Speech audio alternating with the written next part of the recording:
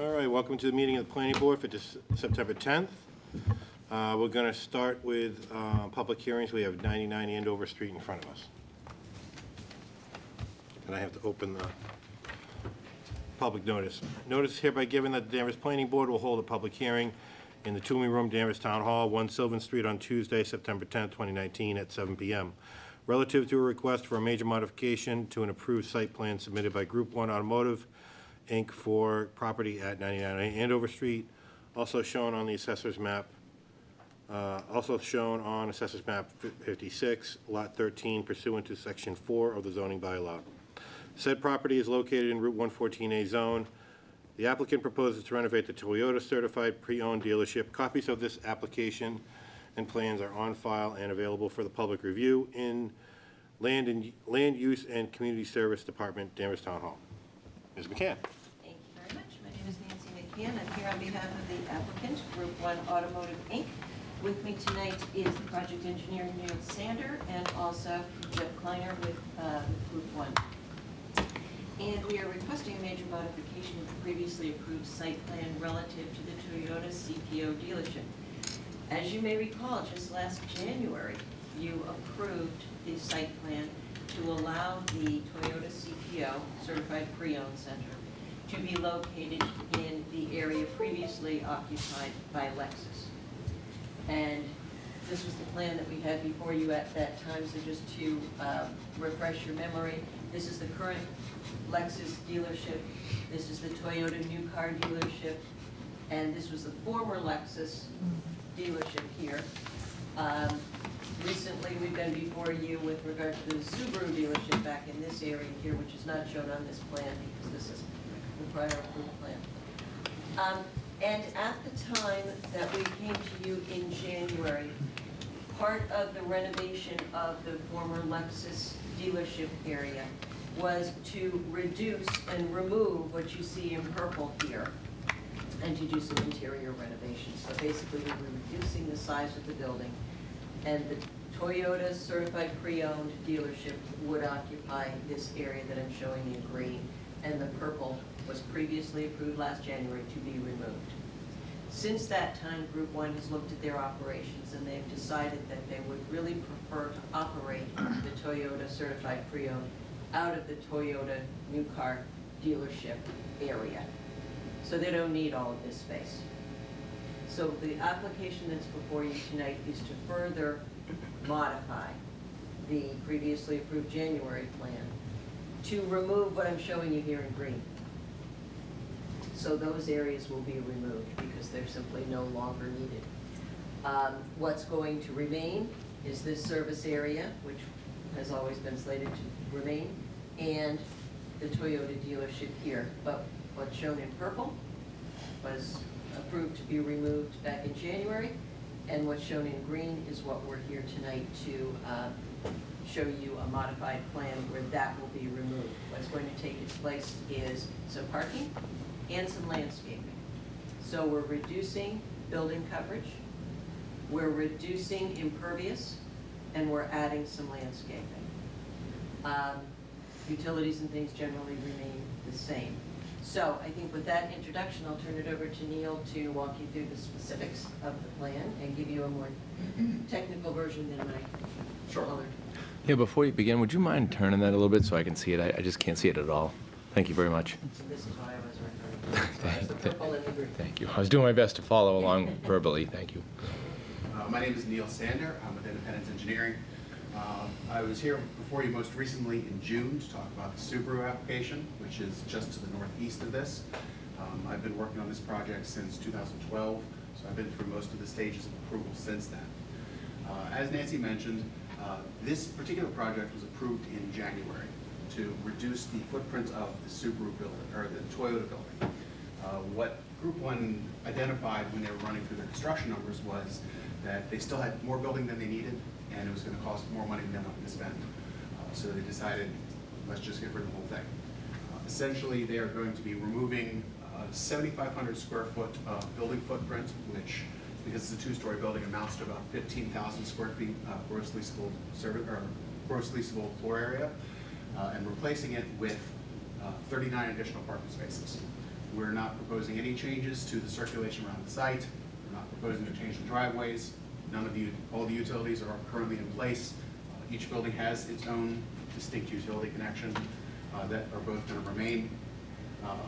In addition to the 39 parking spaces we're gaining, we're also gaining fire lane along the outside of the service building, which was not there previously, as well as about 3,500 square feet of green space, which was previously just paved.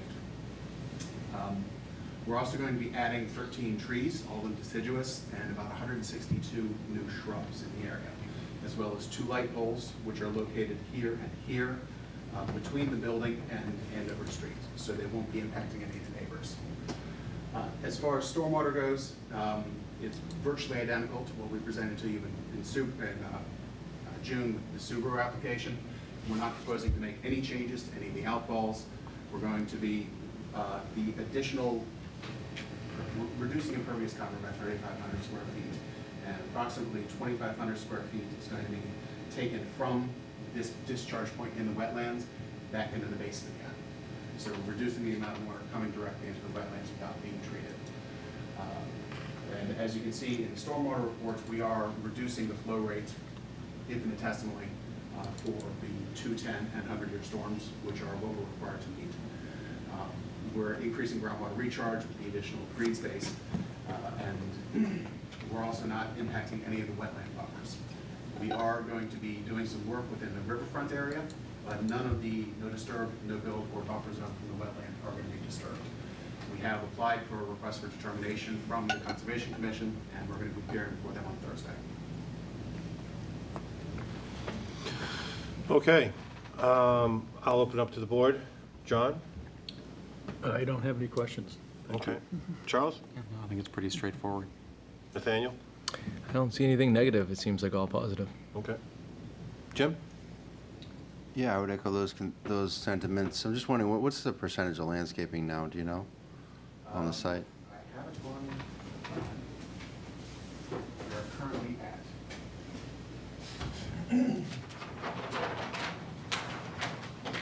68.39% impervious coverage, and we're reducing that to 67.89.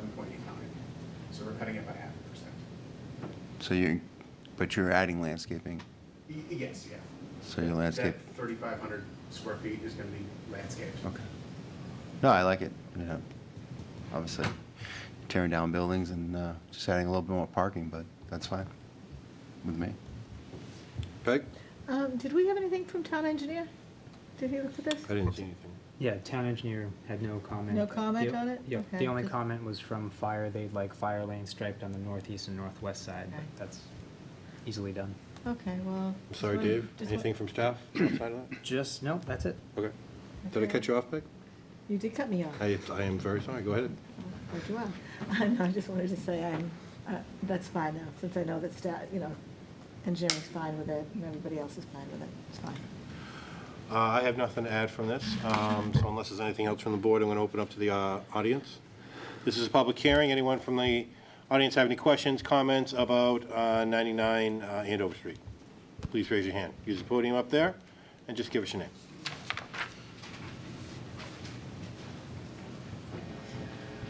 Good evening, I'm Donald Thompson, resident of Old Salem Village at 107 Village Post Road.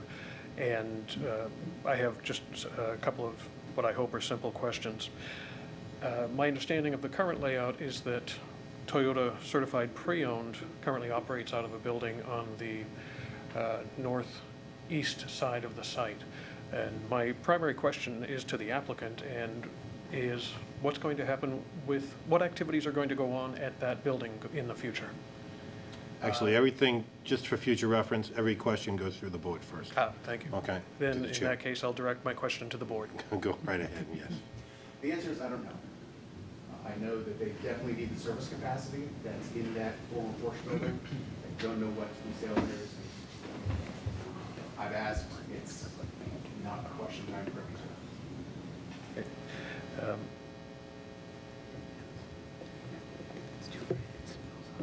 I hope this answers your question, but most of their changes on the site have been to move any repairs or any work done on the cars over to a farther away site. Yes. adjacent to it, so I would imagine this is similar in that process. It's crazy. Yep, I'm familiar with that. And the only other question is, again, similar, I'll direct it to the board, but it's relating to the activities at the dealership. My understanding is that in the Toyota new car dealership, the activities there will be Toyota new car sales and now proposed Toyota used car sales as well. So do we know of any plans in the future to expand or move the Toyota new car sales activities? I can ask that, but I don't believe that that's really purview to this applicant at this time, but. No, that building is only 5 years old. They invested a lot of money in constructing it. They're not going to be moving that anywhere. Okay, that's it for my questions. Okay. Anything else from the audience? Please. Joanne Walsh, 141 Village Post Road. I have to begin by saying I'm very unfamiliar with this kind of process of building and breaking down and all that stuff. And I was here in June when you had the very large hearings. Now I understand you were here in January, June, and September. Yes. Is this how it happens? You take one huge parcel and you do it in part and you ask for permission and then you do it the other part and ask for permission? Could Well- it not have been done, or should it not have been done? All of it, like we want to change area 1, 2, 3, and 4, and we're going to, that's what It's I up to the don't applicant how understand. they want to address changes to their site or how they want to build. But this would be similar to a site like the Liberty Tree Mall in terms of that there's a lot of smaller facilities inside or adjacent, and some of those facilities might change or upgrade, and other ones won't. So even though this is all under one purview of IRA as an applicant, they have multiple car dealerships or different businesses within that, and each car dealership is doing it on their own. There's no requirement for them to do it all together, and in some cases, that can actually be more confusing to the board with the size of the property on that case. Because it's all under one ownership, the A1 people, whatever they are. Well, it's under one umbrella, but there Right. are there are multiple companies within that, so. All right. I just find it upsetting to be a neighbor and think that one issue was resolved. And neighbors take it personally because it's their home, not their business. And I just needed some clarification. It doesn't feel good. But thank you. Thank you. Any other questions from the audience? Okay, I'm going to bring it back to the board. Unless there's anything for the applicant, I'm looking for closing of the public hearing. I move we close public hearing for 99 Andover Street. Second. And I have a second, so I just need a... Aye. All those in favor? All those in favor? Aye. Aye. Opposed? Thank you. I'm off my game today. John? Okay, this is to certify that a meeting of the Danvers Planning Board held on September 10th, 2019, by a motion duly made and seconded, was voted, we, the Danvers Planning Board, have been requested under Section 4 of the zoning bylaws to approve a major modification to approved site plan for the property located at 99 Andover Street, Assessors Map 56, Lot 13, to hereby vote to approve the application submitted by Group 1 Automotive, Inc., to renovate the Toyota certified pre-owned dealership as shown on the following plans. Plans, major site plan, modification plan, proposed IRA, Toyota, 99 Andover Street, Town of Danvers, Essex County, Massachusetts, prepared by Independence Engineering LLC, 102 Farnsworth Avenue, Suite 310, Bordentown, New Jersey, consisting of 14 sheets dated July 31st, 2019. These sheets include a cover sheet, general notes, overall site plan, existing conditions plan, demolition plan, site plan sheet B, grading, drainage, utility plan, landscaping plan, lighting plan, erosion control plan, details ENS and L&L, site parking and drainage, sheets 1 through 7 and 9 through 14, stamped by Neil Sander, professional engineer, registered engineer number 46963. Sheets 8, stamped by Emily Stewart, registered landscape architect number 4060. Plans, Group 1 automotive elevation plans, prepared by Claire architectural design consisted of 4 sheets: existing floor plan, proposed existing front elevation, proposed existing front elevation. Plan stormwater management plan proposed by Iris Subaru, 97 Andover Street, Town of Danvers, Essex County, Massachusetts, prepared by Independence Engineering LLC, 102 Farnsworth Avenue, Suite 310, Bordertown, New Jersey, consisting of 3 sheets, dated July 31st, 2019. Cover sheet, existing condition plan, proposed condition plan. Report, stormwater management report, July 31st, 2019, prepared by Independence Engineering LLC. This approval is subject to the following conditions. 1, there will be no outdoor audio, including the use of panic buttons at this location. 2, there will be no idling of trucks on site during pickup or drop-off of vehicles. Applicant is to return to the planning board after 6 months from obtaining certificate of occupancy to report on and address any issues that may be of interest to the planning board with respect to the noise provided notice to the abutters. 4 fire lane markings are to be installed on the northwest and northeast side of the building. Both sides shall be labeled fire lanes using the specifications noted in the submitted plans. This approval is also subject to the attached list of general conditions approved by the planning board on July 27, 2014, amended through February 27, 2018, which are incorporated into the certificate of action by reference. Any approval of this site plan shall lapse within 2 years from the grant thereof, if construction is not begun by such date, except for good cause. Signed on September 10, 2019.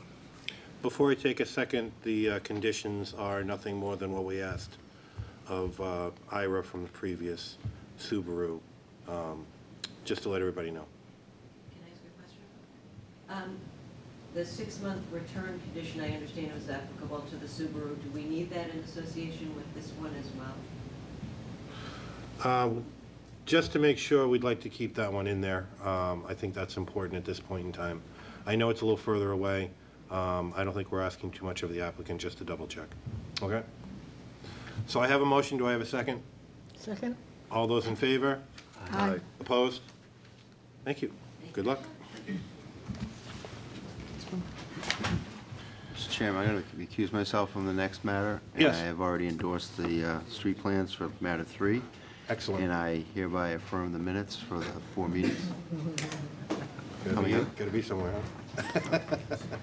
Not here. Thank you, Jim. Thank you. All right.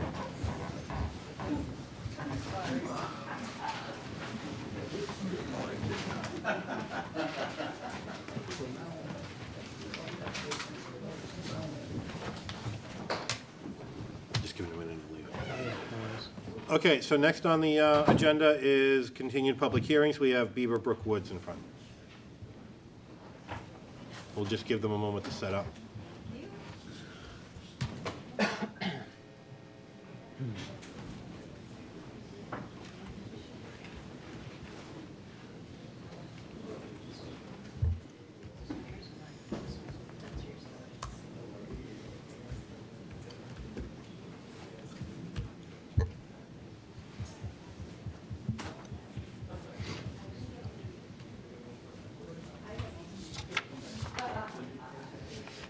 No Francine tonight?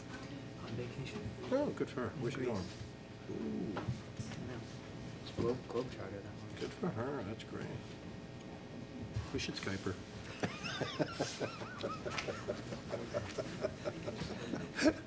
I don't want to see the beach.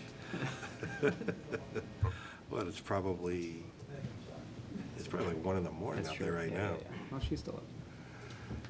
Whenever you're ready. Thank you very much. My name is Nancy McKeon. I'm here on behalf of the applicant, Beaver Brook Woods LLC. With me tonight is John Colantoni. And I was not here at your last meeting. I was elsewhere, Not here. but not here. And, but I did have an opportunity to review the tape, so I saw what the Great. conversations were. And my understanding is that at the hearing, there was a question of the applicant to provide information with regard to the right-of-way that crosses the town parcel, to give evidence of the existence of that right-of-way, which has been done. There are a number of attorneys involved in this particular development. Attorney Jim Cody was tasked with reviewing the title, and he provided that opinion to you at the end of last week. And over the weekend, we received an email from Aaron Henry, and he had some additional questions that he posed. I provided a response to those questions today, and I think at this point we have responded. I understand there is a draft decision that has conditions that might relate to some of these issues. I have had the opportunity, thank you, David, to review that. I do have a couple of questions on some of the conditions. If we get to that point and we're looking at Yeah, those. we'll present it when we, And when we get there, yeah. Then we can do that. But otherwise, I think that's where we're at. If Okay. we're ready to proceed. Excellent. I'm going to bring it out to staff to start off. Sure. Yeah, I think that was a good summary by Attorney McCann. I guess we could just jump right into it with the question on the conditions. I mean, judging from the tenor of the board last time, it appeared that an approval was pending. I tried my best to write that up as coherently as possible with the conditions that we had. When the material came in, we did send it off to town council. Aaron and I have been back and forth numerous times with Dave DeLuca, our town council. At this point, given the response from Ms. McCann today, Attorney DeLuca has not got back to us with one way or the other on the draft decision. I think at the staff level, we're comfortable with going forward with what we recommended in the decision. I'll leave it up to the board and whether or not they want to wait for town council going forward. But at this point, we have a action deadline of this Friday. Okay. Before I throw it out to the board, has everybody seen the condition that we're talking about? The condition or the conditions? Well, there's one in particular, I believe it's going to be about the right-of-way. Okay, I'm I looking have for it not. right now. Some of If this you was wouldn't already mind reading it real posted. quick. Sure, yeah, just really quick. Because you have it up, I don't. Yep, no, that's okay. There's two things. It's it's on page 4, number 9 and 10 on the draft decision that's in the packet. Number 9 was prior to the endorsement of the subdivision plan, the supplemental documentation filed on the evening of September 5th, 2019, describing some of the issues expressed in prior staff memoranda and during the public hearing must be reviewed by town council. Pending this review, the plan may be subject to modification or rescission. This approval in no way indicates that the town is relinquishing its rights. It may have in the easement or way shown on the subdivision plan and recorded in Book 3763, page 296 at the Southern Essex Registry of Deeds. The extinguishment of this easement or right-of-way or any modification to rights therein must be authorized by Danvers Town Meeting should it be found that the town has rights in this easement. That was number 9. Number 10 states the official, it's supposed to be official, it says officially, I apologize. The official bearing of the easement being utilized by this applicant to access the land to be subdivided shall be determined by the Danvers Town Council based on deed evidence and research, as there is currently a discrepancy between the bearing shown on multiple deeds and the existing plan of record filed with the registry and what the applicant has presented. This may necessitate the applicant to file a modification to this plan or result in a rescission by the planning board. Okay, so when I read through it, I didn't have a problem with it. We'll let Ms. McCann talk about it in just a second. Basically, how I felt was, I was comfortable when I saw this in front of us in terms of the right-of-way, and also, although we were getting a slightly different opinion from the town council, this at least keeps the board covered for any approval beyond that. I'm going to let Ms. McCann express what she wants to ask. I actually, my questions on the conditions did not relate to these. Oh, I apologize. However, I will say in condition number 10, we don't think there really is a discrepancy as to the bearings. It's just a different way of looking at it, and our surveyor is here this evening if you wanted to get into that, but I don't think there's probably I any don't- need to do that. Unless one of the board members asks. What I would ask is, and this doesn't have to be part of this condition, but I would just ask that I be allowed, certainly with David communication, to communicate with town council on this issue, whether we sit down at a table and we look at this stuff, because the title issues are I think, clear, but it's helpful if we can get together. So I would ask that perhaps the board, through staff, give that request to town council that we get together to hash this out, which I think we can probably do relatively quickly. I find that more than reasonable, but we can proceed from there. Was there something else you wanted? Is that it? That's it on those conditions. I had a couple questions on some of the other conditions in the draft decision, but with regard to those conditions 9 and 10. Then is it okay to come back to it? Yes. Okay. I'm going to bring it out to the board. Peg? I'm fine with those conditions, and I think it's a great idea to have the two attorneys sitting down together. Okay, yep.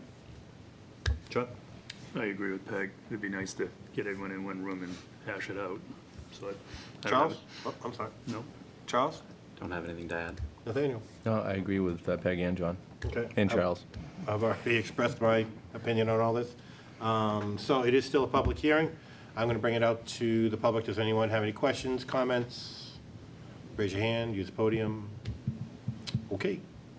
So, hearing that, I'm going to, before we close the public hearing, we should probably discuss, since it's going to be out there, there was a specific, The other couple of conditions, and this was based on the draft, and I thought it was maybe helpful rather than having you read all of these conditions and then have me say, oh, I have an issue with a couple of them. So, if I could go through a couple of these.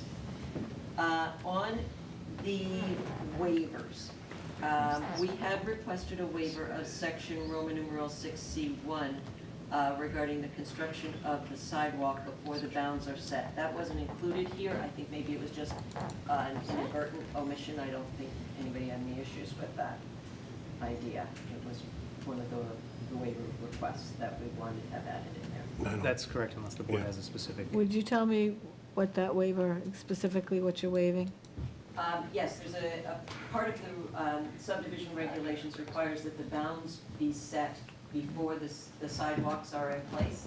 And from a construction standpoint, that doesn't make a lot of sense. Okay. But we ought to put the sidewalk in, at least to binder on the sidewalk. Then we set the bounds, and engineering has always agreed to that and has in fact agreed to that here. And I think it was just inadvertently missed in this decision. Okay. can I just want to stop you real quick? Not to do with this applicant. Is that something that we're looking at in terms of some of the changes? Going forward? Yes. In the regulation book? Yeah, okay. All right, So, for now. yeah. On waiver number 4, this is granting a waiver with regard to the dead-end street length. This waiver is granted on the condition that a deeded utility easement be provided prior to plan endorsement. I think I know Scott Cameron went through this with you at the last meeting, that in this particular case, there is no need for a loop of the water line. It would make no sense. It would loop in upon itself on Maple Street. So it did not appear that the board was interested in having a deeded utility easement for a water line loop that would serve no purpose. Is that something that, it's a little bit beyond me in terms of whether or not it's required? So, this is in there, simple, the book states pretty clearly what it is that you're supposed to do if you're asking for a waiver from the dead-end road length. I understand that we don't need to loop the main or run the main to another road right now, given pressure and supply that's out there currently. I think the book is anticipating future growth further down Maple, further somewhere else in town. So, as a caveat to that, I was thinking just do a deeded easement. That way, in the future, 10 years from now, 20, who knows how long, if the town needs to access that dead-end stub, they could be able to do so. If the board's uncomfortable with that, I don't think it should hold up the approval. Okay. It was merely better future planning based on the regulations that we currently have. All right. In this particular case, this road can't be extended any further. We've got open space at this end and we've got development here. It's not as if we've got a potential for a further extension. Okay. I'll throw that one out to the board. Go ahead, Aaron. I just think on that one, Aaron Henry, the town's director of Land Use and Community Services, I think that one, the book needs to be changed, or our practice needs to change. Right. The book says expressly the waiver's granted when you loop the water main. Okay.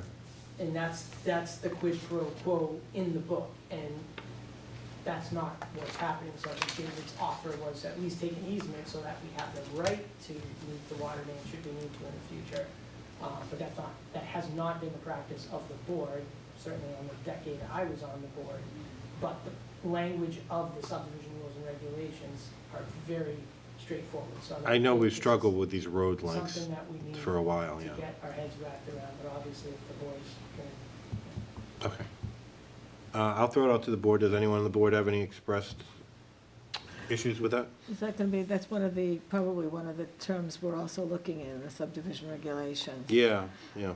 I thought Scott Cameron was quite clear 2 weeks ago about why he felt that it didn't need to be done. I mean, I'm not sure how to go with this. I don't know if, there's obviously not gonna be more development. We're probably gonna change that, language. So, I mean, I'll go along with what the board goes along with, but This is not precedent setting. No, it We have isn't. granted the road Yeah. length waiver Yes, we many have. times Yes. without a loop. yeah. See what the rest of the board says. Okay. Anyone? No, I'm On this side? comfortable granting that waiver. That doesn't, given the circumstances, Without the deed? yeah. Okay. Gentlemen? Yeah. Nathaniel? There hasn't been any opposition raised from our engineering department in terms of that element of it. It's just a regulation language, so if the town isn't concerned about it, Okay. at this time, I'm not. All right. Yeah, I think we can pull out the deed. Okay. Okay. The next item I have is in waiver number 7. This had to do with the structural engineering design for the retaining wall that, again, Scott Cameron discussed with you in great detail at the last meeting. The requirement is that this be provided prior to endorsement of the plan. And as Scott described to you, and I think the board was in agreement at the last meeting, the structural engineering design gets done after you've entered into a contract with that particular company. We can't do that until we have our construction financing in place and we're moving forward. We can't have our construction financing in place until we have our closing, which requires the plan to be endorsed and recorded. So what I'm getting at, and what I think Scott described to you at the last meeting, was we have no problem providing these drawings, but prior to construction, not prior to endorsement of the plan. I thought that we had this condition because of that conversation. So, engineering division, we had lengthy conversation with the engineering division and the applicant's engineer. On this one, the question really is, when do we get it and what is enforceable at the end of the day? I mean, it's a requirement of the book, given that the wall's holding up the entirety of the right-of-way for about 400 feet of it anyway. And we have no idea whether or not it works based on where the road's going to be, and namely in a wetland. We don't know the organics that are below it, what the level of the water is, et cetera, et cetera. I understand what Nancy's saying. At this point, it seems to me to be a holdup based on the supplier of the block, which that's kind of the applicant's choice. Okay. We would certainly take a condition that we don't start any construction at all until this is in and submitted. And I think that gives you the protection that you're looking for. Right. I was under the impression when we put this condition together last time, it was with the idea that the applicant thought that that was okay. I agree with you as well. That's why it was written the way it was Okay. written. I thought that's the direction we were going. I'm missing it. I'm looking at the Number wrong spot. 7.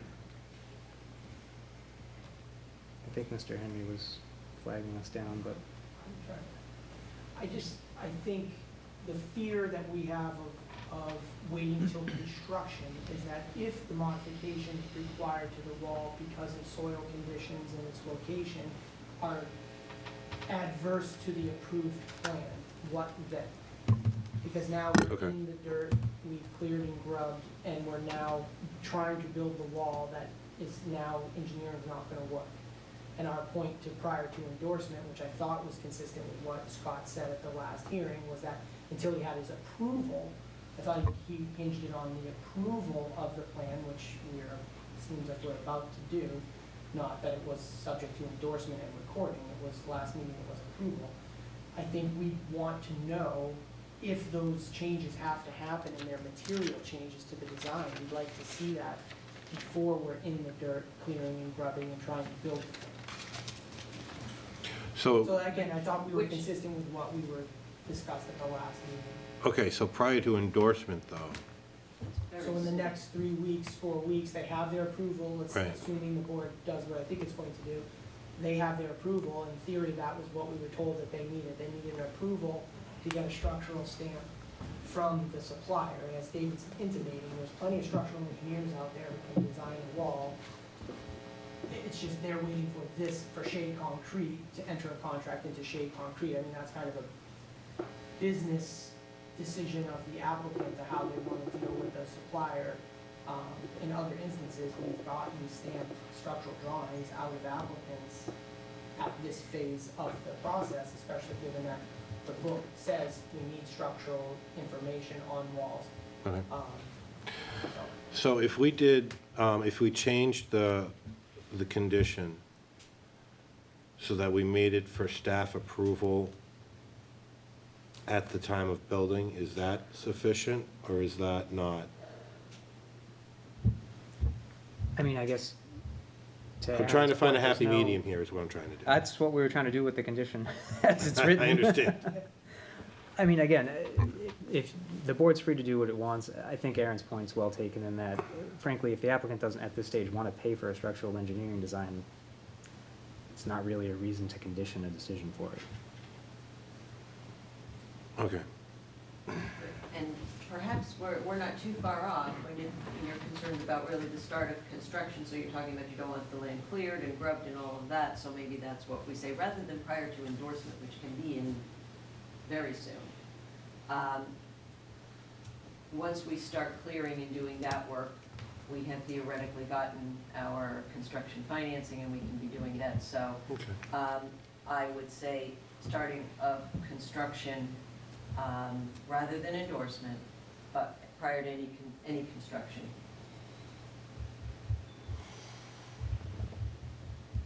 So by then you'll have seen the Yeah. soils, you've done your analysis of the soils, you've identified where the roadway's going Soil specifically. analysis, I would tell you, has been done. This is now the stamped structural design Okay. plans. This is not, we don't need to. So do this is, soil this testing. is just then for, Just to be clear, there actually would be more soil testing required for this. It's specifically written into the condition. The reason for that is because we need more than the structurally stamped engineering plan, which is how the blocks are gonna set up. We need to know, given where the wall is in a wetland, what the blocks are gonna be resting on. Okay. That was engineering's kind of more or less the entire point. I mean, Scott has provided how the blocks are going to align. We need a stamp from an engineer, correct. But we don't know what they're gonna be sitting on, and it's holding up the entire road, which, as you will recall, has kind of been, for at least the last 9 months, one of the giant sticky wickets of this whole process. Right. and will be a public way. Yes. It has the potential to go before town meeting. And we are not disputing the need for providing this plan or your request for this plan at all. It's just a question of when. And I would request that prior to endorsement, which comes up at the end of the appeal period, I would ask prior to the commencement of any construction, I would even say, which would include land clearing, which would be to Aaron's point. If it makes the board feel more comfortable to work this out right now to effectively, essentially move this along, instead of prior to endorsement, we could say prior to the commencement of construction pending town staff approval. If everyone. That was kind of what I was getting at. Okay. That's Yeah. better. And that would include engineering at the same time. so- All of Right. town staff that it needs to go to. That being said, and the applicant's fully aware, as well as Attorney McCann, that if we get some soil tests back, or the wall can't be designed the way it's going to be designed, the subdivision has to be modified. And that would happen whether they did it now or did it Right, but that would. before they yep. built it, right? Just so Either everyone's way. clear, that would require It would coming still, back before the yeah, it would board. still, okay. If we had to modify it. Yeah. Yeah. I'm comfortable with that. I don't know about the rest of the board.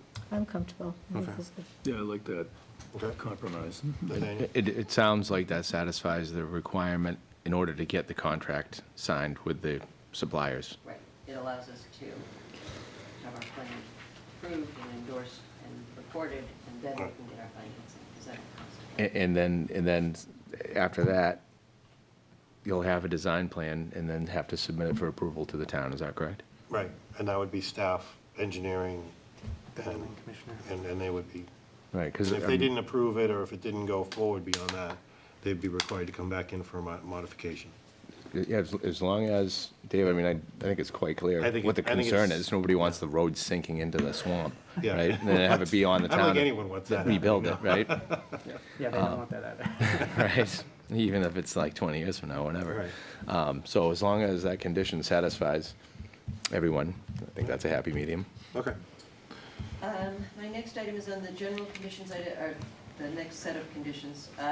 Item number 6, and I just wanted clarification on this, because I don't recall this being discussed during any of the hearings.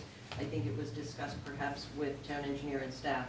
And this is the requirement that the town's parcel, 321 R Maple Street, be staked for inspection by the planning division. That's fine. And fully encompassed with fencing. I don't recall that or the need for that. We discussed this with Mr. Colantoni and Scott. Okay. We, just to be super clear, we were not talking about a cyclone chain link fence. It was This is- orange snow fencing along the town-owned property, given that the grading is basically dead ending at the property border. Right, so I would want that, just put it, that, we're talking about construction fencing. Construction fencing, not, Encompassed with construction fencing. correct. With the exception of the area of the easement and the no disturb zone of the Conservation Commission. So can you just eyeballing it on here so that I'm clear where you're talking about the construction fencing? Are we talking about along this? Yes, outside of the BVW, Correct. not in Okay. jurisdictional area. Right, so along this line, along this lot line, Yep, and then and then along the back as well? You don't really care about that? not the back, because you're not gonna be Okay. able to get there, but Right. the, This and this, and then south of where you're pointing on the road, up to the back of 321. and then along here? You keep going, all the way to the back of 321 there. Oh. And then along back the down. sides, you're talking sidelines, Side lot lines, effectively. side lot lines with construction fencing. At that meeting, we also did talk about an encroachment that appears to be happening up at the top. So I think this effort would also kind of peel that back. Okay. Okay, so that's fine. I just wanted clarification on where this fencing was and the type of fencing Yep. that it is.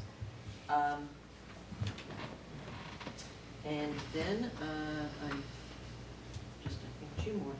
On page 5, prior to the issuance of building permits. Item number 1, prior to the issuance of a building permit for any lot, all utilities serving the lot, including but not limited to municipal water, sanitary sewer, electric, is to be completed in testing. We would like to take out the requirement for telephone and cable television, because those are optional, those are not municipal services. And it's possible somebody doesn't want telephone and cable. So, and those really are not of concern to the planning board, whether one has telephone and cable. We have no problem with the municipal water, sanitary sewer, electric, that's fine, but I would request that we take out reference to the telephone and cable television, as well as the second to the last line where we're talking about utilities not supplied by the town, which is telephone and cable, that we provide information to the private utility. I think that's not necessary here and outside of I'm fine with that.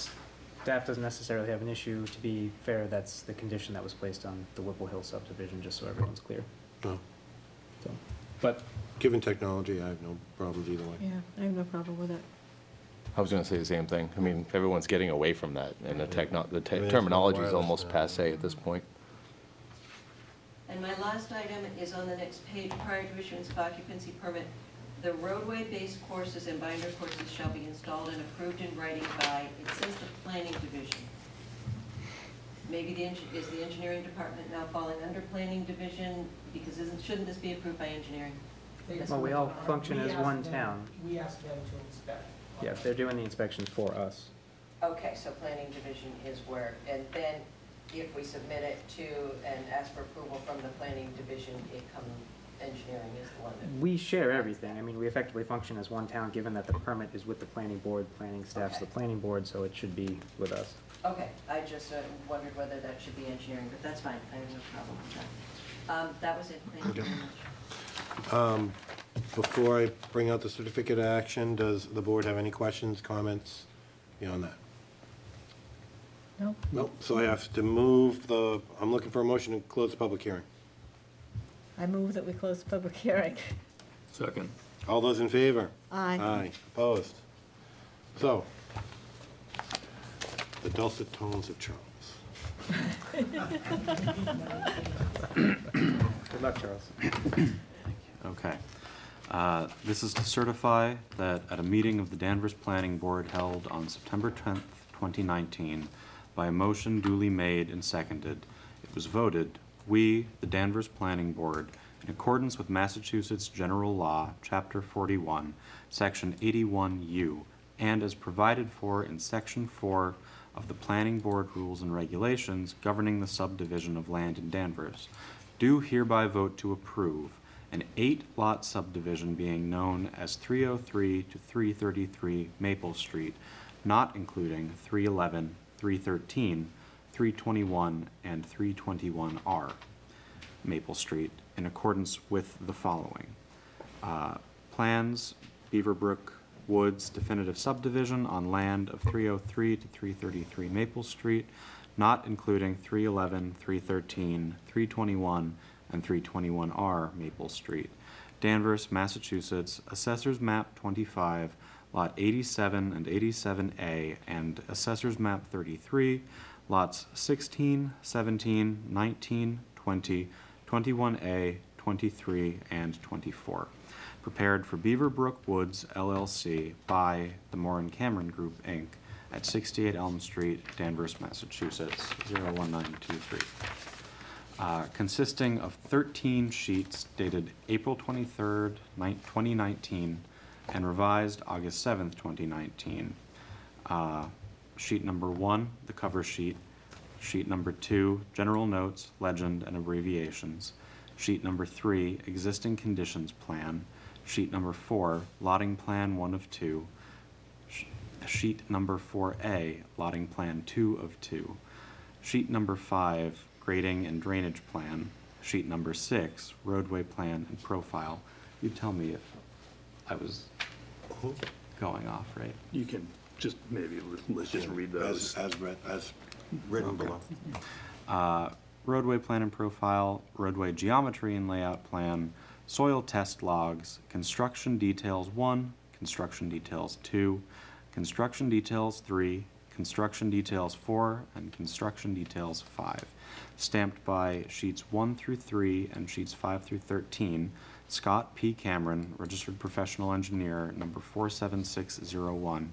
Supplemental Documents, Technical Report in support of a definitive subdivision, Beaverbrook Woods, 303 to 333 Maple Street, Danvers, Massachusetts, prepared by the Moore & Cameron Group, Inc., dated April 23rd, 2019, and revised August 7th, 2019. Traffic Impact and Access Assessment, Residential Development, Danvers, Massachusetts, prepared by Greenman Peterson, Inc., dated May 2019. Waivers. In granting approval for this 8-lot subdivision, the board also grants waivers from the following sections of the subdivision rules and regulations. Where not otherwise specified, the rationale for granting the waiver based on the engineering division's technical review, where no engineering division objection to the requested waiver is offered. Number 1, VD4 required, a waiver is granted to forego the installation of a fire alarm system. Public safety will not be impacted since these systems are no longer used in the industry. Number 2, VD9 and V1E10 and typical detail. A waiver is granted to allow a 12-inch wide Cape Cod berm where 24-inch wide Cape Cod berm is required. Construction standards of this nature, which are related to highway and arterial construction, are not necessary on a street of this nature. Number 3, V1D2, C. A waiver is granted to allow 2 feet storm drain cover where 4 feet of cover is necessary on the condition that the applicant will provide ductile iron pipe from drainage structure to drainage structure in areas where there is less than 4 feet of cover. Number 4, VB4A. A waiver to construct a dead-end street greater than 600 feet in length. This waiver is granted. Number 5, V1D3E. A waiver is granted to allow 3 feet of sewer cover where 5 feet is required on the condition that the installed pipe is ductile iron sewer pipe. Number 6, Table 1. A waiver is granted to allow a minimum distance between intersections of 245 feet where 300 feet is required to allow a 90-degree intersection with Maple Street. Number 7, VD8, Other Requirements. A waiver is granted to allow this plan to be approved without providing a plan certified and stamped by a structural engineer for the retaining wall required to construct the proposed street. This waiver is granted on the condition that a geotechnical analysis and structural design of the proposed retaining wall, along with soil borings for the wall foundation, are submitted to the Planning Division for approval by the town prior to the commencement of construction pending approval by town staff. Number 8, V1C1A. A waiver is granted to allow to construct sidewalks before bounds are set. Conditions of approval. Definitive subdivision plan. Number 1, the subdivision shall be built in accordance with the subdivision rules and regulations of the town of Danvers, except where stated otherwise in the certificate of action. Number 2, no alteration of the approved definitive plan shall be made or affected shall be made or affected other than by an affirmative vote of 3 or 4 or more members of the board at a duly posted meeting and upon the issuance of a written amended decision and all applicable provision as stated in MGL section 81W. Number 3, any association documents, e.g. condominium, homeowner, etc., must be reviewed and approved by the board to ensure the performance and maintenance plan of all improvements in the way and any associated utilities prior to the issuance of any building permit. These documents must ensure that property owners and their successors are responsible for, at their own expense, the maintenance of the internal drive, the site's stormwater system, and all other utilities on site, unless and until the way is accepted by Danvers Town Meeting. Conveyance of all easements and utilities must be provided for in the event that the way become accepted through the execution of a completed Form L attached herein. Number 4, this decision is not intended to interfere with, abrogate, or annul any other local bylaw, rule, or regulation, statute, or other provision of law. Number 5, the corner easements shown on 5 of 13 grading and drainage plan provided for the newly created way at the intersection with Maple Street must be cleared, grubbed, and cleaned to provide adequate sight lines for residents of the new development as well as motorists using Maple Street. Number 6, the property owned by the town of Danvers that is currently known as 321R Maple Street, Assessor's Map and Lot Number 3318A, is to be staked for inspection by the Planning Division and fully encompassed with construction fencing, with the exception of the area subject to easement and the area not to be disturbed under jurisdiction of the Conservation Commission to ensure no encroachment or disturbance occurs on town property. Number 7, certificate of occupancy permits will not be issued for any new dwelling until the Planning Division indicates that A, the record drawings as built of the sewer and water mains have been provided to the Planning Division and the Department of Public Works. B, Department of Public Works has received appropriate sewer and water tie-in information for the unit for which a CO is sought. Number 8, none of the lots in the subdivision shall be further subdivided. Number 9, prior to the endorsement of the subdivision plan, the supplemental documentation filed on the evening of September 5th, 2019, describing some of the issues expressed in prior staff memoranda and during the public hearing must be reviewed by Town Council. Pending this review, the plan may be subject to modification or rescission. This approval in no way indicates that the town is relinquishing rights it may have in the easement or way shown on this subdivision plan and recorded in Book 3763, page 296, at the Southern Essex District Registry of Deeds. The extinguishment of this easement or right-of-way, or any modification to rights therein, must be authorized by Danvers Town Meeting should it be found that the town has rights in that easement. The official bearing of the, number 10, the official bearing of the easement being utilized by this applicant to access the land to be subdivided shall be determined by Danvers Town Council based on deed evidence and research, as there is currently a discrepancy between the bearing shown on multiple deeds and the existing plan of record filed with the registry and what the applicant has presented. This may necessitate the applicant to file a modification to this plan or result in a rescission by the planning board. Prior to the commencement of construction, the following items shall be completed prior to any work commencement on the subject property by the applicant.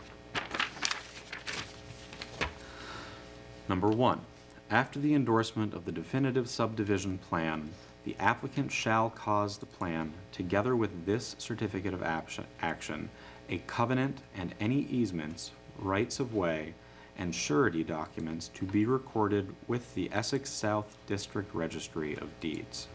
Evidence of such recording shall be provided to the planning board.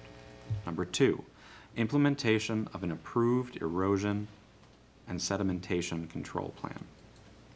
Number 3, all features to be preserved shall be clearly marked in the field to ensure preservation of natural features during construction. Number 4, at least 10 days prior to all construction, including land preparation, a pre-construction meeting must be scheduled by the applicant with representatives from the planning division and appropriate town staff. A construction schedule must be provided by the applicant for review and approval. Number 5, no construction, including land preparation, shall commence until all necessary permits for such construction or land preparation required by state, local, and/or federal laws and/or regulations have been secured and copies submitted to the planning division and town engineer. Number 6, the applicant shall submit to the planning division, in accordance with the procedure for subdivision of plans specified in the most recent bid documents issued by the Department of Public Works for utility work, the following information for review and approval.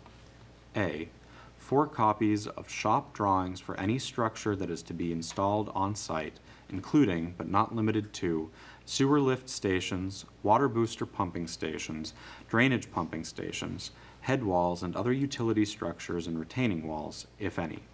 Such structures shall not be installed until the drawings have been reviewed and approved by the planning and engineering divisions.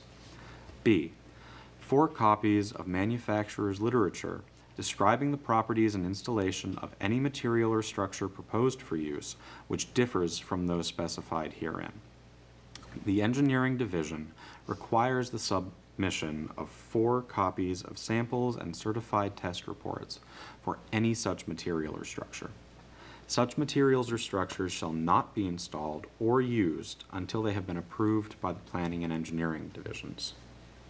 Prior to the issuance of building permits, 1, prior to the issuance of a building permit for any lot, all utilities serving that lot, including but not limited to municipal water, sanitary water, electric, to be completed and tested by the applicant with reports provided to each town agency responsible for each respective utility. Copies of such reports must be forwarded to the Planning Division and the building inspector. Number 2, a street identification sign bearing the name of the subdivision, the name of which is to be approved by the fire department and must be reviewed by the fire department and the assessor, and must be installed prior to the issuance of any building permit.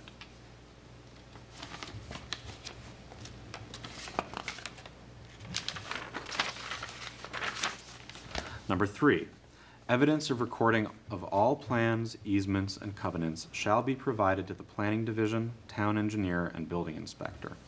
Number 4, evidence of release of covenants and/or the posting of a performance guarantee shall be submitted to the Planning Division and the Building Inspector. Number 5, this project will be subject to an impact fee as stated in Section 3 of the town's Water Use Mitigation Plan, which states, all commercial projects and all residential projects of 3 or more dwelling units shall, prior to the issuance of a building permit, pay a fee to be determined in accordance with MGL Chapter 44, Section 53E half. E1, 2. It's 1/2. Oh, okay. E1 half. And calculated based upon the proposition that each project subject thereto shall pay a fee reasonably commensurate with the cost of conserving water or mitigating water loss consistent with projected water demand of the proposed project. The fee will be based on the increase in water demand for the proposed use above the demand for the existing use, 0. The applicant or his representative must contact Public Works concerning information that will be required to determine the amount of this fee. The developer is responsible for the WUMP fee. Prior to the issuance of an occupancy permit, 1, the roadway base courses and binder courses shall be installed and approved in writing by the Planning Division. 2, the stormwater management system shall be operating and functional as approved after the binder course is installed. Prior to release of performance guarantees, 1, completion of all required improvements. 2, submission and approval of all legal documents for the conveyance of easements and utilities not already approved if necessary. 3, submission of a street layout and acceptance plan with quitclaim deed for the fee interest in the way. Number 4, submission and approval of as-built plans. General conditions on construction. 1, the electric utility service shall be underground in conformance with the subdivision rules and regulations as most recently adopted and amended.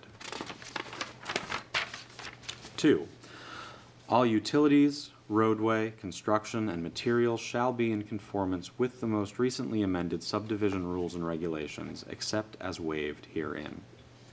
3, the applicant shall provide appropriate measures to limit construction debris and materials on the site. In the event that debris is carried onto any public way, the applicant and his assigns are responsible for any cleanup of any construction debris not contained to the site. All cleanups shall occur within the first 24 hours after the first written notification to the applicant by the board or its designee. Failure to effect such cleanup will result in the projects being shut down until the land is clear, town cleanup is completed at the applicant's expense, or other measures are taken that are appropriate in the reasonable judgment of the town. Number 4, hours of construction shall be restricted to 7 a.m. to 5 p.m. on Monday through Friday, and 8 a.m. to 5 p.m. on Saturdays. Construction shall not be permitted on Sundays and state holidays. All encumbrances, mortgages, and restrictions shall be subordinate to this certificate of action and to the covenant described above. This decision may not be appealed to the Superior Court within 20 days of its filing with the town clerk. The board shall not endorse the approved subdivision plan until the required 20-day appeal period has expired. Executed this 10th day of September 2019. I have a motion, do I have a second? Second. All those in favor? Aye. Opposed? Good luck. Appreciate your time on this. We'll give the room a chance to clear before we hit the other matters. You never heard of half a letter E? No. That's that space where you breathe between E and F. It's ridiculous that they do that. Half of a letter? What's that? Yeah, it's complete nonsense. I've seen it a few times. I'm always Yeah, I'm gonna have to, generally, he only comes in. Somebody wasn't thinking. Yeah. They're either every 3 weeks or once a month, but I'll see if they can't come out. Yeah, I wasn't sure if I was supposed to stay in like that. Makes no sense. Pastries or something. Put a half after a letter. Thanks. Somebody with a lack of imagination. Really? All right, we only have a few things in front of us here, Yep. which should be relatively quick, so I'd like to plug on insteard of having any kind of a break. We have other matters in front of us, requests for planning board endorsement of street layouts for the following plans. Ardmore Drive, Arthur Street, Bayview Ave, Central Ave, and Laurel Street. Staff doesn't really have any comments on these. They are on the table in front of us if you want to sign after this. At least 2 of them have been laid out as ways since before the subdivision control law, so this is really to allow the town to officially get Chapter 90 funding for them, as we already plow and maintain the way, so. Given the fact, with the exception of Ardmore, I think every one of those other streets is like one of the oldest streets in Danvers. Yeah, exactly. And a lot of these streets have not previously been accepted, but we've been treating them as public ways, so Right. we might as well get the funding for them. I know Arthur and Laurel are right around the corner for me. Right. Yeah. All right, so I guess I'm looking for a motion to accept endorsement for layout plans. So moved. Second. All those in favor? Aye. Aye. Opposed? We have minutes in front of us. We have June 25th, July 9th, July 23rd, and August 27th, excuse me. Anyone have any comments, questions about any of the minutes? I move that we approve July 25th, June 25th, July 9th, July 23rd, and August 27th meeting minutes. Do I have a second? Second. All those in favor? Aye. Opposed? Excellent. Anything from staff before we proceed? Only one thing, in your packet, I dropped off material for the downtown corridor. Take a look, we can talk about it next time. Okay. Anybody have anything for staff? Just, how's the backlog look? For permitting, Yeah, for us in the We- future and. we're significantly better than we were at the start of the summer. I think we have 2 items on for the 24th, which is our next meeting, and then so far, nothing for October yet. We were talking a little bit about asking the developer from the ideal baby shoe location to come and give us an update. Is that something? I emailed the building commissioner this week, or at the end of last week, I don't recall which one, to see where they're at, to see if they can't come in. I go by every day on my way to work, I saw a plastering truck, so they're starting drywall. Yeah. And then there was forms outside too to do the walkway and the ramp, so they are chugging along, but it's a big building, I guess it just takes, but yeah, I can certainly follow Is up. that, just for the other board members, that to me, that was always one of the catalysts of what we've been doing, and that one just has been taking so long. Yeah. I don't think it's unreasonable. We've been getting updates for years from Folly Hill. Oh, yeah. Folly Hill was on the agenda, actually it had been remanded back to the planning board when I came on the planning board in November of I want to say for 10 years 2000. straight, right around now. 2000. Right around now, we'd get an update, like a month or 2 before winter, for about 10 years Yeah, straight. yeah. They'd give us an update. Okay, I can check again, and if not, I'll see if I can't get a direct line to the contractor, whoever the GC is. They probably have a better handle on it Good. than anybody else. And Dave, just just to a brief back you update up, is all we're looking for. I drive by that site like multiple times a day, and I constantly see people, like construction guys crossing the street. They must park across the way. There's Yeah. a lot of activity going on in there. What they're accomplishing, I don't know, but It's a lot of they're moving busy. around. I They're like busy. the outside. I think they've made a big building look interesting. Good. We got the big monkey muck here. Anybody have questions for him? Oh, yeah, he's on his phone. Is there a Bruins game? All right, I'm looking for a motion to adjourn. So moved. Second. All those in favor? Aye. Opposed? Excellent. Go home. Before you do, don't forget to endorse the plans on the table in front. Yes. Yeah.